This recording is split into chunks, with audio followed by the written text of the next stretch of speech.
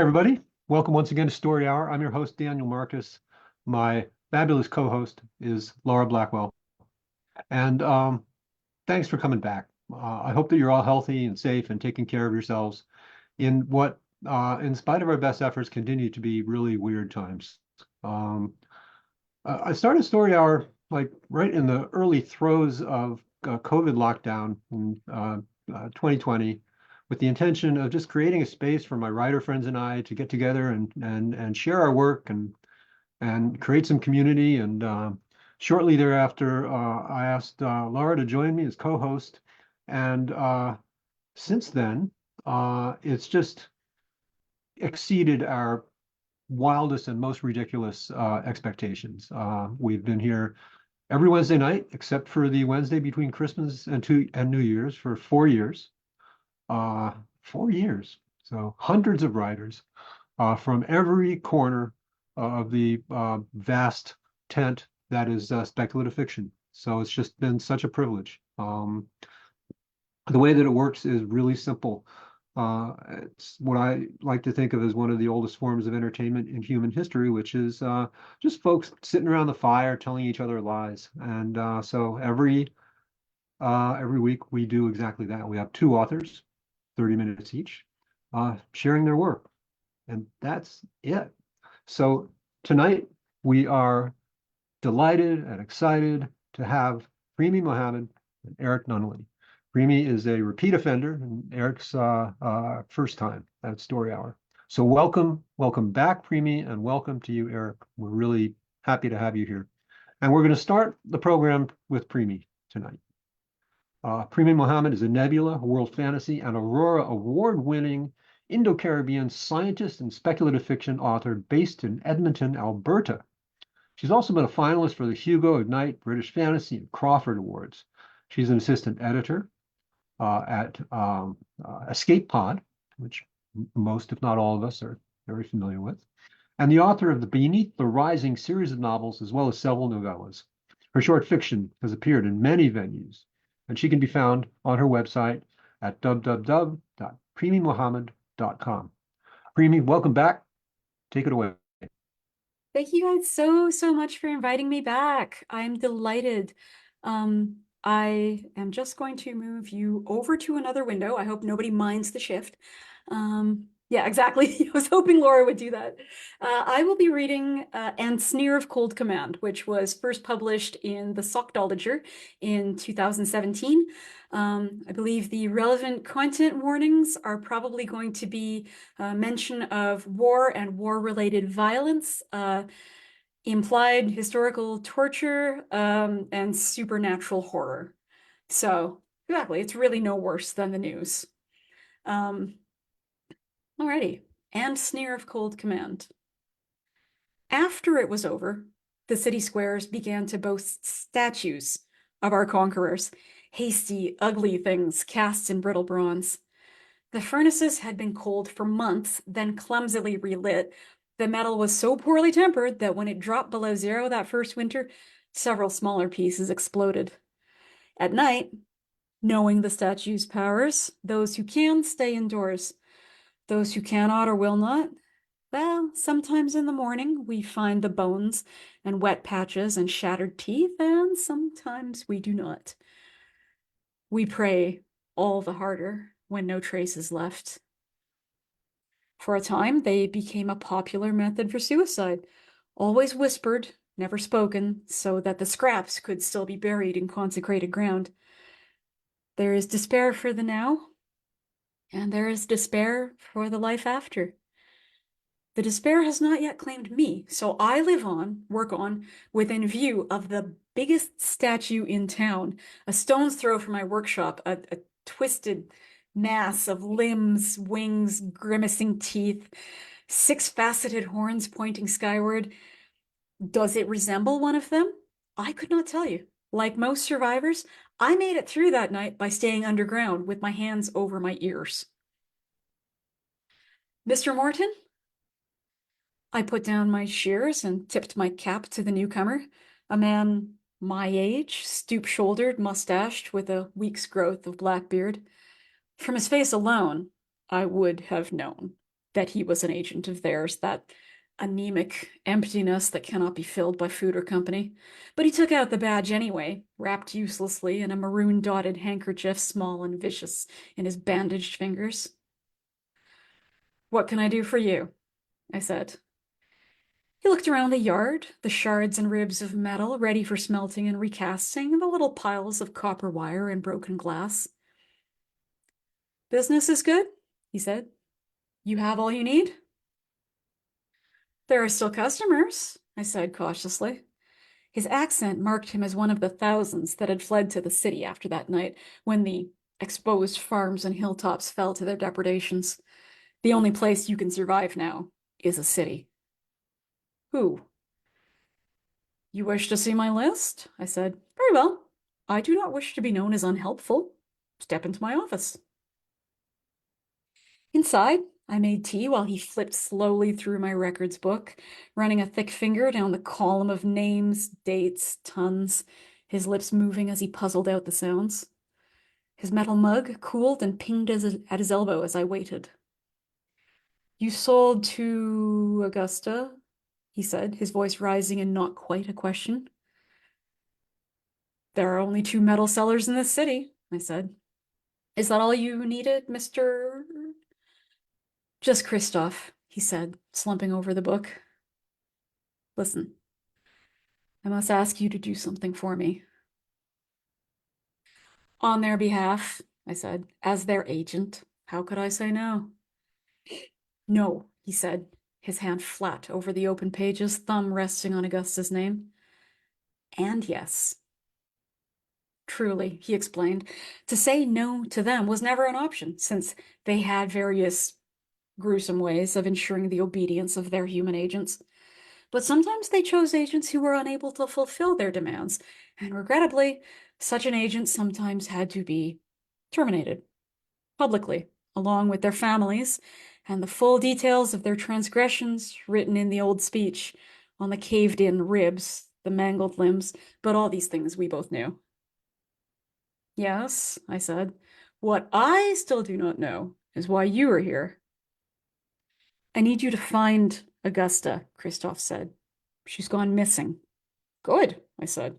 May she run far, and may she run fast. They will destroy my family, he whispered, stroking his jacket, where the razor-edged badge of his office lay hidden like a wasp.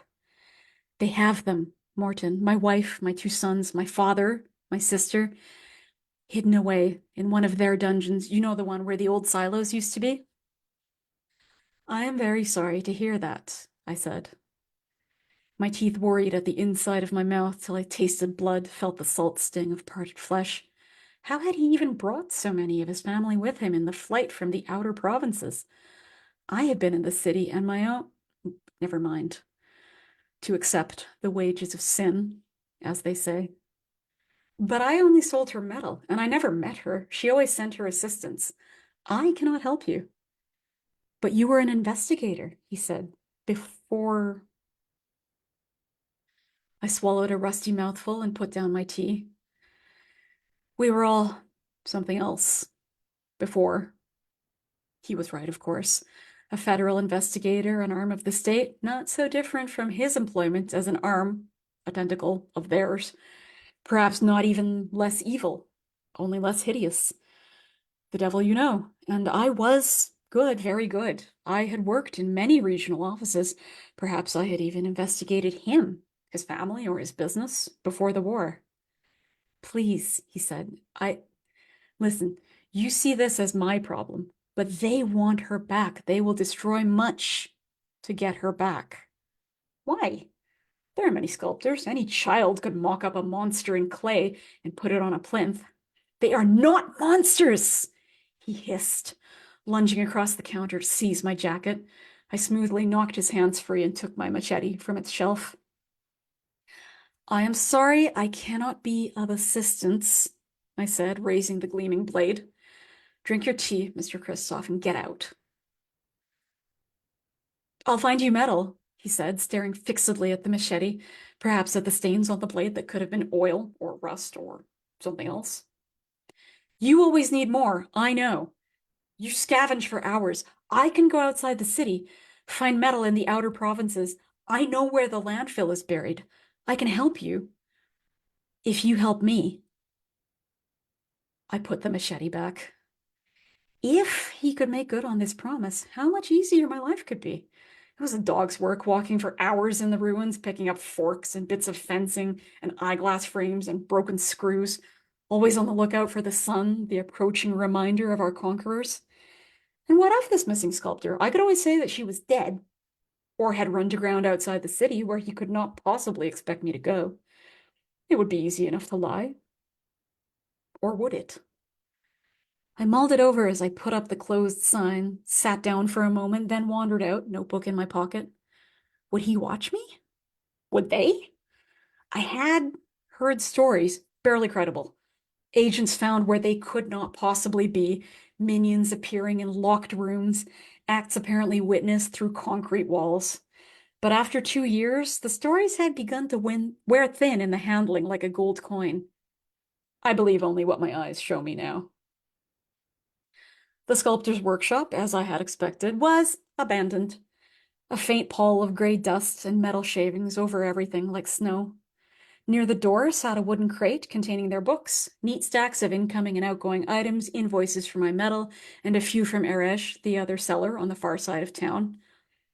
Was the sculptor, the prodigy who had cobbled together the scraps and bits of metal and the few shreds of talent still left in the wrecked city to create this studio and put up dozens of statues. What had she wrought? An empty green painted cash box, similar to mine, lay open, dustily lined with the scrabbling marks of fingers scooping out the last small change. Tarps flapped as I walked through the maze of rooms, some of which were merely scaffolding overlaid with plastic. They had been working on a dozen half-finished clay pieces, not moist to the touch, but still damp and pliable. I pictured them saying, or just her, perhaps, if we go, then we go together. Too foolhardy to call brave. Had I not seen myself what happened when people fled in a group? There was no safety in numbers. It merely drew their attention. The neighbors claimed to know nothing, staring curiously at my clay-stained fingers as I was clearly no artist. 2 days ago it went quiet, the old lady said, not looking up from her goat. I looked away, oddly embarrassed, as the milk spurted into the wooden pail. They left nothing, no notes to even cancel the milk. You are who? The father? Pardon? Alina's father, the little one? Alina, I said. Yes. Well, if it's the boyfriend you seek, I haven't seen him. The ghastly boy. I knew his mother. This was an opening I knew well from the old days. Of course, I said. They had the house on Old Parade Street. No, she declared. Not when the war began. It was on Knife Maker Street. The big pepper flame tree in the front. That was her pride and joy. More than that boy. Who could blame her? I murmured and bade them farewell, feeling their eyes on my back as I walked back east. Pepper flame trees were hard to grow, of course. You had to coddle them to keep them alive more than a few years, and then you had to prune and train. They must have been a rich family, had a gardener. The splendid house was still standing, easy enough to identify even with the few other trees on the street. Who was Alina? Must be one of the assistants gone with Augusta. But had the boyfriend gone too? He had not, as it happened, and was terrified to discover a stranger in his family home, ruined, almost unlivable, probably what he wanted people to think. I studied the photos on the walls while he gibbered in the corner behind his gag. Nothing useful, and the house had long been stripped for anything that could be bartered, sold, or repurposed. I knelt next to him, tapping the machete on the black and white tiles. You're all that's left, I said sympathetically. You weren't invited to go with them? If I take this off, you must tell me about Alina. Unbound, he sobbed as he rubbed his wrists, a pool of urine spreading on the floor. Are you her father? He said. She said he was dead. Tell me about Alina, I said again, putting a little extra emphasis into the next tap. A ceramic chip flew up and hit him in the ear, and he screamed as if he had been stung. Tell me. In the old days, you did not need to kick down a door. You did not need to stand over a man with a kettle of boiling water. It was enough to have the hat and the badge, which told informants that something large and heavy stood behind me, and should they push me, we could push back, and much harder. Now I had to feel my way through the investigation, if that's what it was. I had no authority, not even their insectile token that cut the fingers. I had no covering story. I was looking for people who did not want to be found. And all for the promise of metal, the hope of a bright new day in which, perhaps for a week or a month, I could simply work at smelting and sheeting and not clamber around in the ruined city like a mountain goat. That was a younger man's work.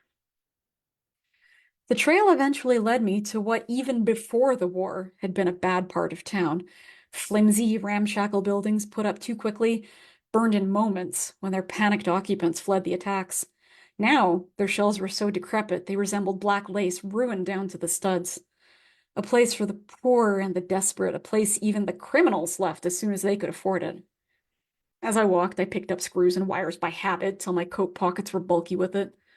Good. Could use the illusion of a bigger man. Damakov, the last person to give me any useful information, had warned me that the artist's hideout, if that's where they are, which I doubt, would not easily be found, and had been shored up, as only sculptors and metal workers could, into something closer to a fortress. I will be able to find a fortress, Mr. Tamakov, I told him, and ignored his eye rolling. He's a relic from my old job, a reliable source of gossip and news, as if he is a small, strong magnet that collects even the finest filings. He likes, I think, that I am fallen so far, a mere merchant, my prestigious employer replaced by them and their downtrodden agents. In a fortress, you could stockpile food, but we all discovered how precarious the water situation was when things began to come down. And this neighborhood, so close to the old city wall, has a well. Muddy, much graffitied, no doubt filled that night with burned and crushed bodies, but deep, and working when I'd last been here. The fugitives would be nearby. A bucket brigade would not have far to walk. I glanced up. 5 or 6 hours of daylight? In the past week, I'd scurried back to my workshop before night fell, but the routes I had been taking each day had gotten longer, the margin of safety smaller, and my feet and legs were tiring. I was moving at a snail's pace now. Perhaps tonight I would be able to make it back. If not, there were places to hide here. It would be an uncomfortable night, but for a man to be uncomfortable tells him also that he is alive. And I would sleep well after the job was over in my own apartment above the workshop, well and richly compensated. As all jealous conquerors do, they had knocked over the statue of the old mayor and left its bare base, the concrete pocked here and there where scavengers had pulled the plaques off. I wondered if any had found their way into my smelt pile and been turned into a vile new statue. No matter. I found a good vantage on top of the mayor's marble head, tucked in between his ear and a windowsill, and settled in to wait. I didn't know who I was looking for, but I knew at once when he came to the well, after a long and expected procession of silent children and chattering mobs of powerful old women with pails and plastic bladders. He moved like a dancer on the uneven cobbles, tall and delicate, his hands like clubs swinging his 2 buckets. I slid down from the ear and followed him through the empty streets till he ducked out of sight into an old pumping station. It would have sturdy underground control rooms, concrete tunnels to protect the piping, a dozen different exits in case of flooding. Very wise. I should have guessed earlier.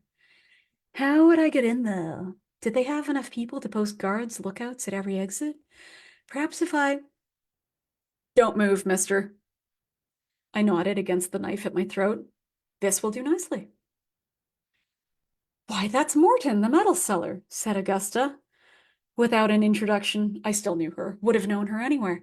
A heavy-set brunette with penetrating dark eyes and the same muscular hands as their water carrier. What's the matter? Did we not pay our last bill? Don't joke, said the girl who had captured me. Surely Alina, small and ferocious as a street cat, with the same sharp white teeth. Should we just kill him? Not till we know why he's here, said the water carrier. He lounged against one of the control consoles, not quite camouflaging his height in the low-ceilinged room. The other artists, a ragtag group, dusty and hungry looking, had ranged themselves around the hexagonal tables which had probably once been used for computer consoles. Augusta's chair creaked as she peered at me in the candlelight. A man came to me, I said. One of theirs. It was never necessary to explain what was meant by the collective preposition now. It was as if people could hear the capital T. A Christoph, a Mr. Christoph, who asked me to find you, as he could not do it himself, and they were most concerned about your appearance. I dare say they were, Augusta said. Augusta, said another man, half panicked, not quite warning her off. I got the sense that no one dared go that far. Well, if we are going to kill him anyway, as Lena has suggested, Augusta said. Bramwell, Poldo, go guard the door. He may have been followed. The rest of you, go. But take his weapon, she said. I like it. Go, shut the door. Watch the exits.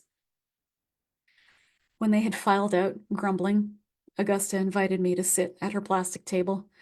There was a strong odor of old mold, long dried up without water, and something light and familiar like fresh clay. Perhaps it was put about that people wanted us dead simply because we made statues for them, she said. No, no one says that. People know how things are now. People know their place, you mean, she said, a barely restrained growl. Well, we discovered something. That we, perhaps just I, have the ability to use their magic in those statues, and I learned how to turn it. The words made no sense. I sat dumbfounded for a moment till she laughed at me, not maliciously. So you vanished, I said. Yes. I have a portion of their power now. I know what I'm doing, though I still don't understand why. The statues are key. We have hidden here to continue making statues to combat them. This is the revolution, Morton. It cannot be. Every conquered people has a revolution, she snapped. You read enough history as a young man. You needed it for the federal entrance exams, did you not? I shrugged, hoping to indicate that I was not as embarrassed by my past as she hoped I was. Of course I had taken the entrance exams.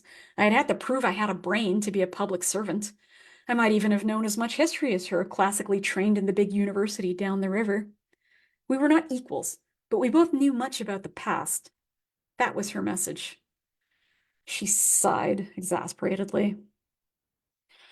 We'll let you live. It's too suspicious for you to go missing too, and it will draw unwanted attention.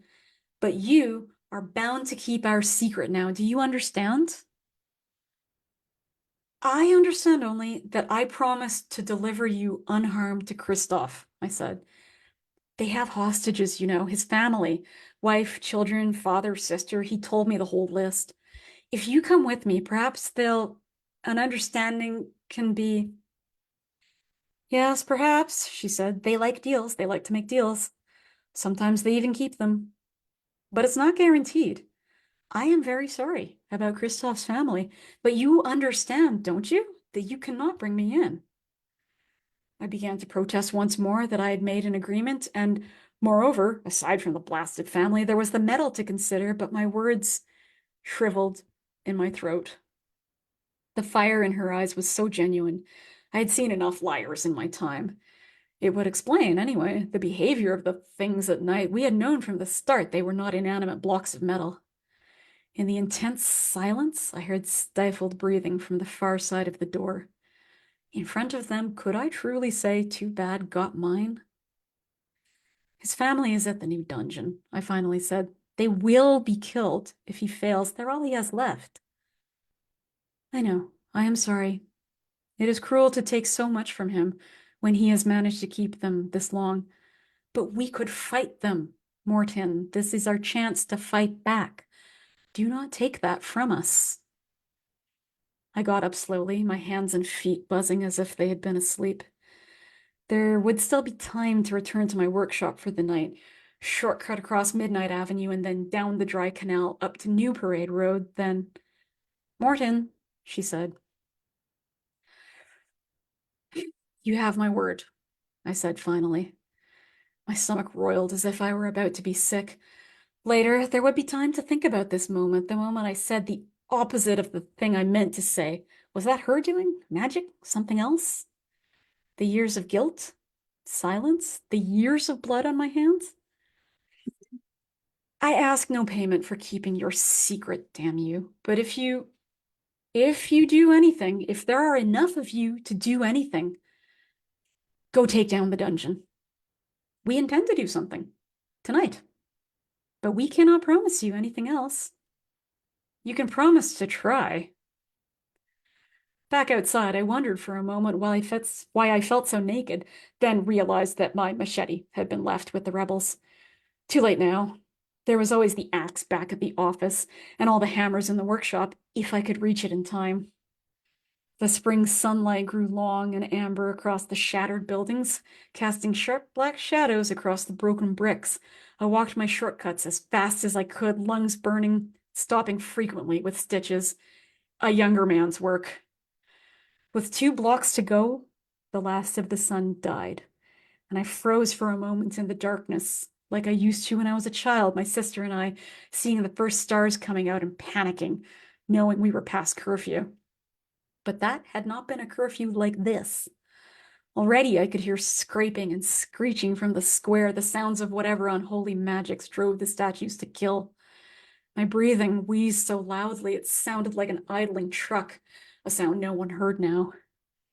I buried my mouth in my sleeve and ducked into a nearby doorway, hiding in an awning's shadow, watching the last coral stripe vanish from the horizon. 1 star.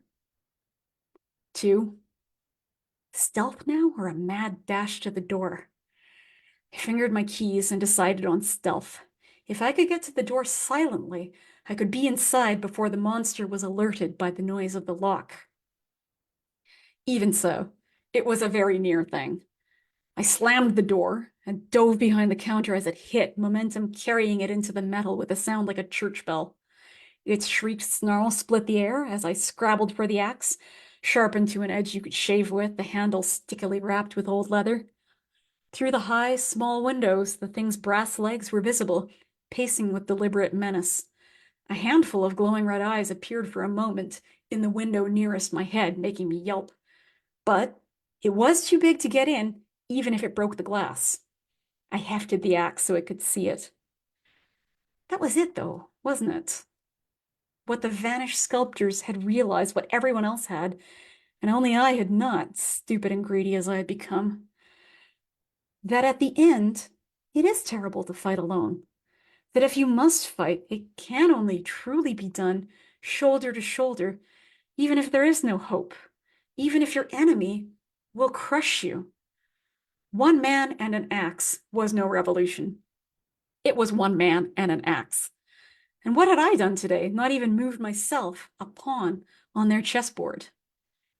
And yet, whatever tonight would bring, at least I had not moved a single pawn to help them. At least there had been that. The door rang again, a clear, high sound as the statue's brass body met it. The glass trembled in the frames, my mug fell from the desk, spilling an inch of cold tea. I put the axe over my shoulder like an American baseball player. Come on, I shouted. Come on if you're coming. Come taste. It crashed once more, then fell silent, listening, incredulously, like me, to the impossible sound of explosions. Then its claws scraped across the cobbles as it raced away. I pressed my face to the window, holding my breath. A ring of people, masked, shouting. Was that Augusta herself in the middle? And great fireballs of blue and green splashing down upon the advancing statues, and behind the ring, indistinct in the shadows, waited things I could not even name, unfamiliar monsters of hammered metal, advancing step by step. I lowered the axe and laughed, half a sob. So they had indeed spoken truth. I should have known. And later, if anyone survived, I might be able to say that I had witnessed the beginning of their downfall. The end. Thanks, guys. And because someone said I was allowed to, If anyone is interested in reading more thoughts on monsters and war and the aftermath of war, I have my novella, The Butcher of the Forest, coming out in February from Tor.com, and I would love for people to pre-order it and read a very dark little fairy tale with a lot of monsters in it. Wonderful. Thank you so much, Premee. That was a great story. And I really enjoyed the reading itself as well. Really wonderful work. It's our custom here at Story Hour to just pause between readers for a moment, kind of let the previous work resonate and kind of work its way through you a bit. So we're going to do that before we move on. We're just going to take a moment.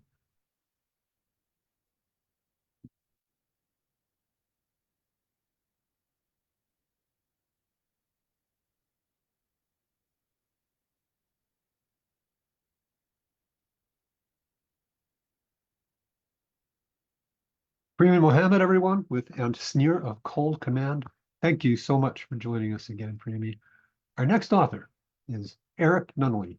Errick was born and raised in Boston, Massachusetts, and served one tour in the Marine Corps before deciding art school was a safer pursuit. He enjoys art, comics, and genre novels. A graphic designer by day, he is trained in Krav Maga and Muay Thai kickboxing. His work has appeared in several anthologies of speculative fiction. His work can be found in Apex, FIA Magazine, Galaxy's Edge, Lamplight, Nightlight, Podcast, and the novels Lightning Wears a Red Cape, Blood for the Sun, and All the Dead Men. He has a short novel, The Queen of Saturn and The Prince in Exile, due out in 2025 from upstart publisher Clash Books. You can visit erricknunnally.us, ERRICKNUNNALLY, many consonants, to learn more about his work. Errick, welcome to Story Hour.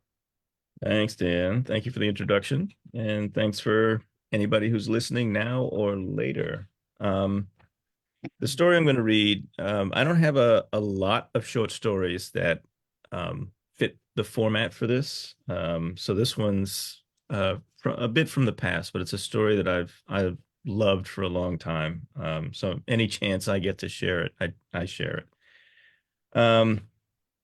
And it's called You Call This an Apocalypse, and it's part of this anthology After the Fall, Tales of the Apocalypse. And it's a zombie story. So I do believe that everybody has at least one zombie story in them. It's not like I do tons of zombie fiction, but I think everybody's got one. And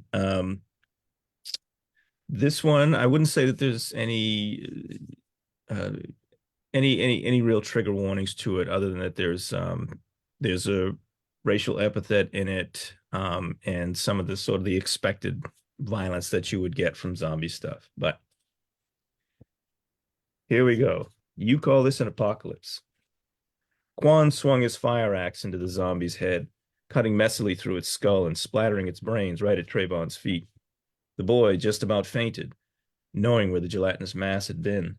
The dead body in mid-step crumpled like the marionette it was. Quan whooped with joy, and Trayvon's heart sunk further, if that were at all possible. Trayvon had lifelong history with Joe Quan. They'd grown up in the same neighborhood, taught by the same teachers, and played in the same parks. At one time, they'd even lived together in a foster home. Not exactly friends, inextricably joined by culture and geography. They were both 17, but Trayvon was a nerd. He hated the portmanteau blurred almost as much as he hated the ridiculous convention that white comic creators tended to use when naming black characters. Black Lightning, Black Racer, Black Spider, Black Panther. Well, the Panther was pretty cool.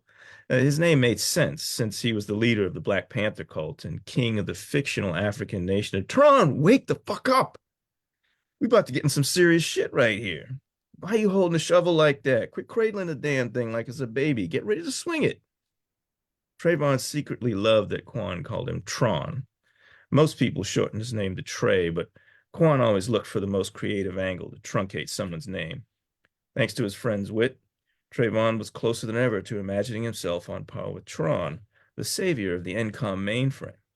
He looked down at the entrenching tool they'd found alongside the axe at the firehouse and shifted his grip so that he was holding it more like the baseball players he'd seen on television. They continued to move through the building. Quan was 180 degrees from being a nerd like Trayvon and at least 50,000 kilocams in the opposite direction, diving into the hot sun at the center of a solar system of coolness.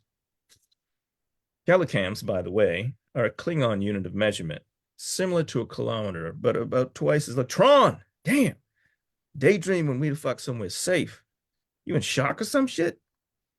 The duo headed for the back of Engine 52 station. The house seemed to be empty. All the firefighters out dealing with one emergency after another. There were no police stations nearby to even consider raiding, so they sought solace here. Though there were axes available, they were too heavy for Trayvon to handle accurately, so Quan had shoved the lightweight military shovel into his hands. The Zed Quan had just dropped, must have been part of the skeleton crew left behind to monitor the radio, and the radio. Hey, Quan, if we can find the radio here, we might be able to watch your back, son. Trayvon whirled. Wherever there was a freshly dead walker, there seemed to be another less fresh. How else would the firemen have been infected inside the firehouse? Emergency rescue personnel were ironically the most vulnerable. Their instincts were to help, not split a skull open, to run towards trouble and damn self-preservation, all but guaranteed an agonizing demise. The former human being Quan had put down probably died trying to help this thing, not believing the dead walked. The horror facing him must have been the victim of a murderous impact. The female corpse wore what was once a clean, professional skirt suit, the better to be presentable while being interred.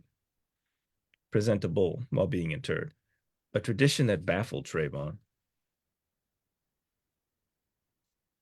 The thing was now covered in grime and blood. She was dragging one leg at an inhuman angle, and her arm on the same side dangled boneless, like a numb tentacle, her entire person a vile reminder that the dead walked. Trayvon raised his tool.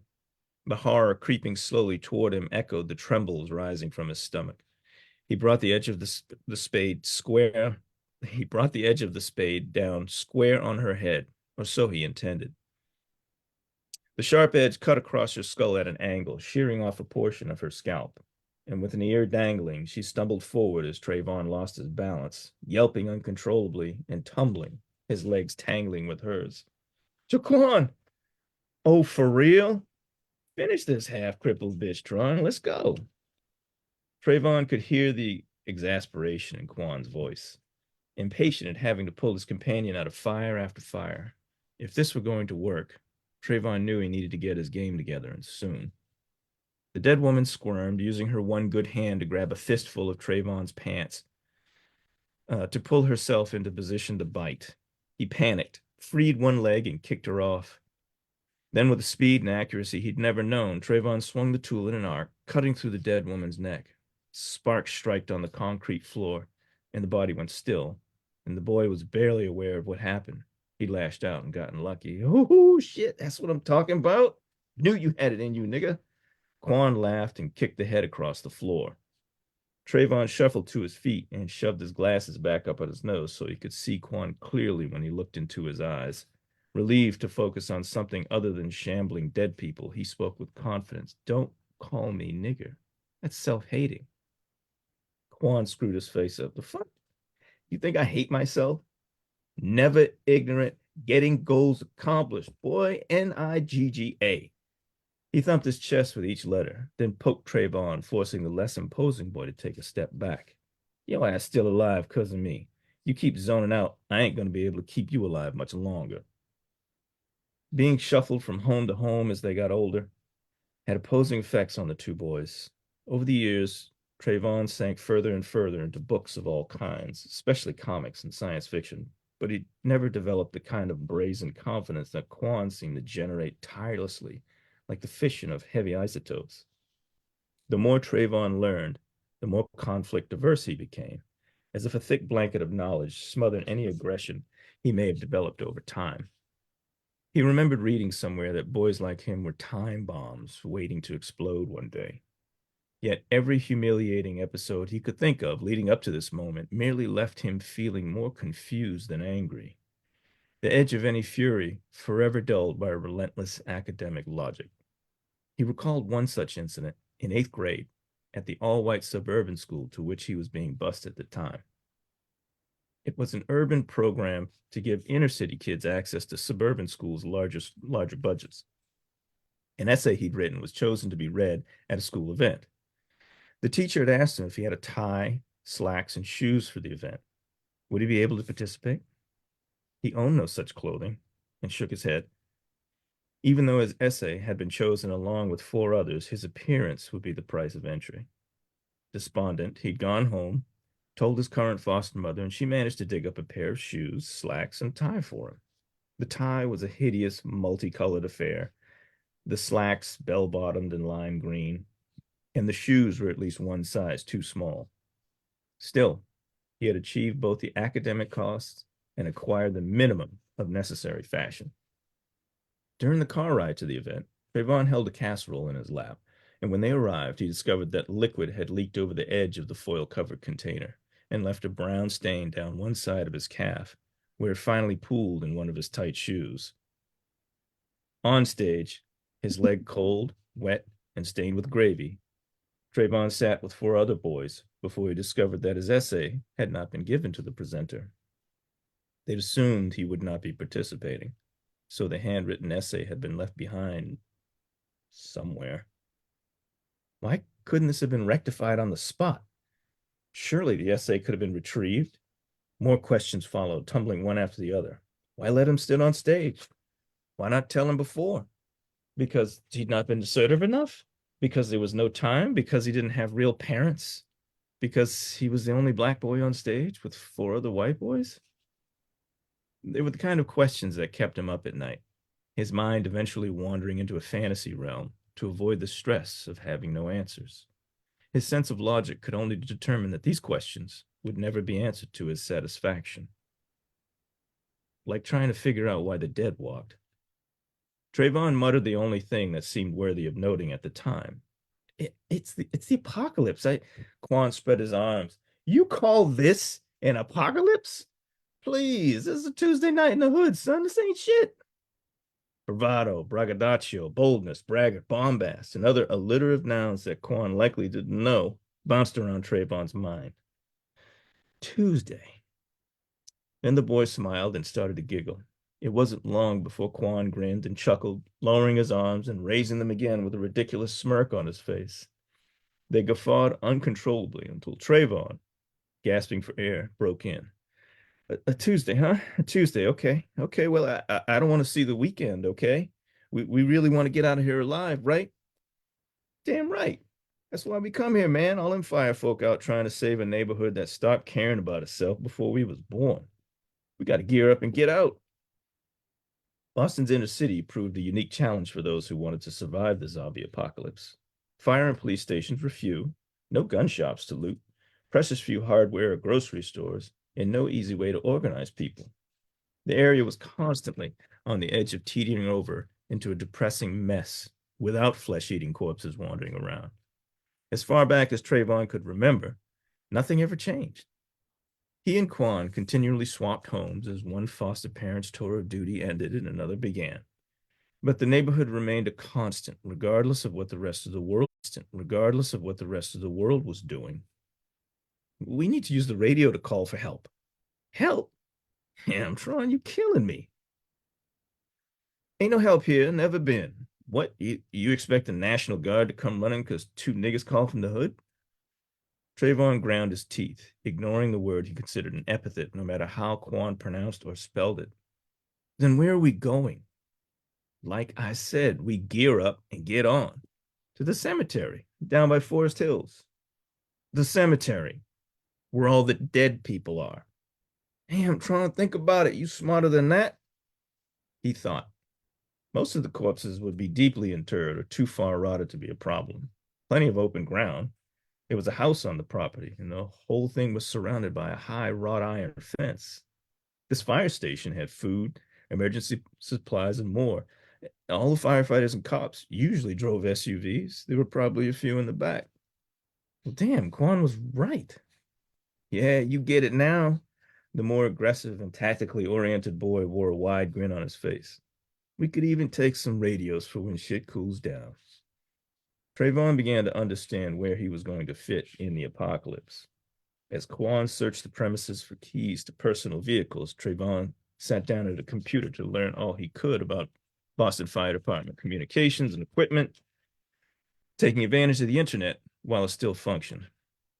Keys in hand, the boys began loading a black SUV in the back of the station. They emptied the kitchen of whatever food they believed would travel well and filled the back with 2 more uncovered axes. A few pikes went in as well, along with radios, chargers, a ladder, some power tools. They could see smoke in the air, drifting like octopus ink underwater.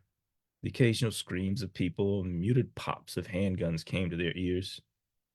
It was Trayvon's idea to top off the gas tank and add 2 additional canisters of fuel. Trayvon looked for somewhere outside the vehicle to hook the jerry cans, but had to load them in the back. Keep the back windows rolled down. We don't want to suffocate on gas fumes or, well, explode over a spark or something. Quan grinned and did what Trayvon asked as the boys clambered into the front seats. The engine turned over easily. Quan backed the truck out of its spot and wheeled around the side of the building. On the opposite corner, they saw an older man wearing an apron and using a push broom to hold one of the walking dead back. He was yelling profanities in a thick Caribbean accent, keeping the Zed from entering his store. Quan slammed the truck into park and said, "I want some snack cakes." "Are you serious? Now?" Quan looked at the acquaintance he'd known his entire life. Despite their social distance, Trayvon was the closest thing he had to a brother. The young man was the only constant in his life, the only person whose values he respected and could depend on. "Maybe you should go pick him up. Get something you like too, because I don't think we're going to be able to hit the corner store later." Trayvon looked at the window at the old man struggling to keep the zombie at bay. "Go on, man. I'm going to wait for you right here. Get me some menthols too." Their eyes locked for a moment. Then Trayvon hopped out the vehicle and trotted around to the back, sliding a pike out of the hatch. Quan stepped out of the cab, lit a cigarette, and watched as Trayvon scooted around the old man struggling with the zombie. Moments later, he emerged with a plastic sack, heavy with treats. The old man glanced at the young intruder with a worried and disgusted look on his face. Trayvon stopped, took aim, and speared the dead monster through its head, pushing it to the ground with the pike. Then he handed the steel tool to the old man and trotted back to the truck. "I like the pike." Quan nodded. "Thought you might." "Dude, I think everyone in that old man's family was inside that place. They just stared at me the whole time in there, stuffed in the corner."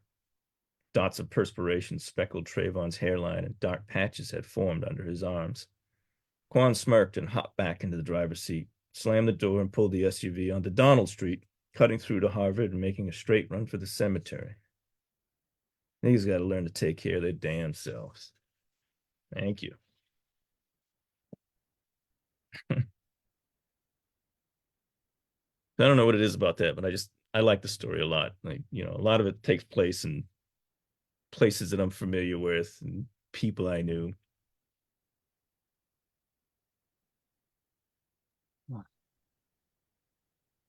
Thank you so much, Errick. That was Errick Nunnally, folks, After the Fall.